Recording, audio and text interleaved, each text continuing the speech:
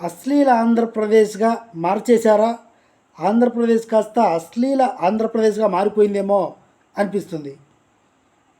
Students videos, 300 మంది students videos, బాత్రూంలో camera.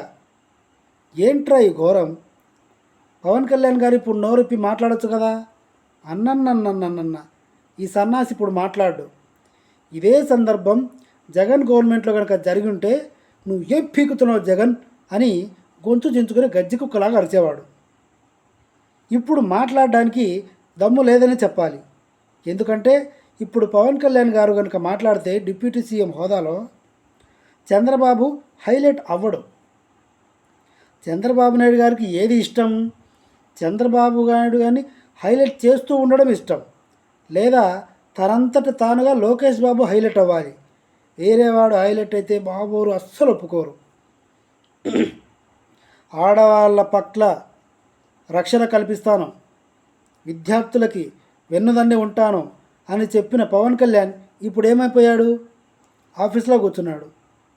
సినిమాని నమ్ముకున్న 3 సినిమాలకి అడ్వాన్స్ తీసుకున్నాడు. హరిఓం శాంతి, డిస్కో శాంతి అన్నీ ఆగిపోయినాయి.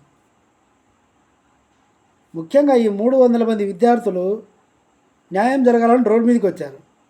వీళ్ళకు పవన్ కళ్యాణ్ ఎలాంటి న్యాయం చేస్తాడు? కావాలంటే వీళ్ళకి మగుడు అవుతాడు పెళ్లి చేసుకొని. బాగా అలవాటు. ఒకటి వైజాగ్, ఒకటి ముంబై, ఒకటి రష్యా. ఇలా ఎందుకు చెప్తున్నానంటే ఇదే జగన్ గవర్నమెంట్లో జరిగితే నానా రచ్చ చేసేవాళ్ళు. ఇప్పుడు ఇంకేమీ దొరక్క జగన్ ఎన్ని పప్పులు తిన్నాడు, బాత్రూంలో ఎన్ని గ్రాములు పోతున్నాడు, ఎన్ని లీటర్లు పోస్తున్నాడు. ఇదేనా ప్రజాసేవ?